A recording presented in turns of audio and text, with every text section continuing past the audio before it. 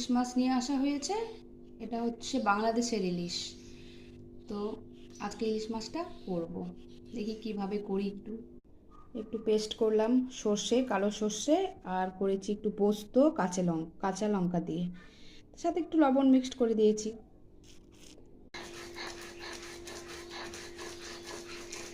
একটু মশলাটা একটু বেটে নিচ্ছি। বেটে নেওয়ার পরে কী করি দেখি এতে কী আছে। মাছটাকে হচ্ছে ধুয়ে নিয়ে এসে ভালো করে কড়াইতে এখন মাছগুলো দেই। আজকে একটু রেসিপিটা একটু বোনের কাছ থেকে শিখেছি। 3 পিসই করব, 3 পিসটা এটা ঠিকঠাক হবে। তার সাথে একটু দিয়ে দিব লবণ, বেশি দিব না কারণ দিয়েছি তখন বাটার সময় একটু দিয়েছিলাম। তারপরে দেব হলুদ গুঁড়োটা একটু দিই। হলুদ গুঁড়োটা দিয়ে হলুদের সাথে লবণটাকে আগে মেখে নেব।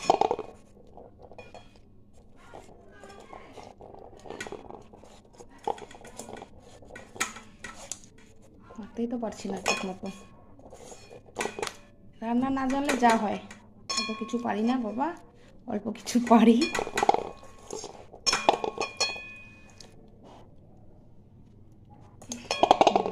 তার সাথে দিয়ে দেব হচ্ছে একটু যে সর্ষেটা যে বেটেছিলাম এটা দিয়ে দেব, সর্ষে বাটা, পোস্ত বাটা, কাঁচা লঙ্কা বাটা, তো গায়ে গায়ে মেখে দেব।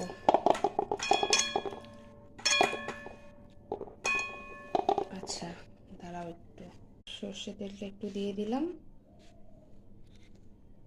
একটু ম্যারিনেট করে নিই। তেলটা একটু বেশি হয়ে মনে হচ্ছে, থাক বেশি, ডিমটা বের হয়ে যাচ্ছে। অ্যাকচুয়ালি মাছটা আজকে ট্রিপটা দিয়েছে হচ্ছে আমার মেসো শ্বশুর বাংলাদেশ থেকে এসেছে। তো বাংলাদেশে মেসো ট্রিপ আনতে পারিনি বাংলাদেশের ইলিশ, কারণ গাড়ি নিয়ে যাওয়া হয়নি, আমার হাজব্যান্ড ছিল না।